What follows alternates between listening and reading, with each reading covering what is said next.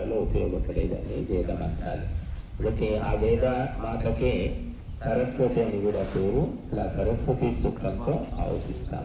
సరస్వతి అంటేనే రసవతి, సరస్వతి, రసవతి సరస్వతి. ఎవరైతే విద్యాభ్యాసం చేస్తారో వాళ్ళ హృదయము రసవంతంగా ఉండాలి. కానీ శుష్కంగా కూడా మారుతుంది. కలియుగ పరిణామం. విద్య చదివి కూడా డ్రై హార్ట్స్ అంటాం, శుష్క హృదయాలుగా చాలా మంది మనకు కనిపిస్తారు. అది పూర్వజన్మ సంస్కారమే తప్ప విద్య యొక్క లోపం కాదని మనం తెలుసుకోవాలి. కనుక సరస్వతి అయిన వేదమాతను ఎవరు అధ్యయనం చేస్తారో వారి హృదయము రసవంతంగా ఉంటుంది. వారు అందరి ప్రేమకు పాత్రులవుతారు. కనుక ఆ సరస్వతి సూక్తంతో అవపిద్దాం.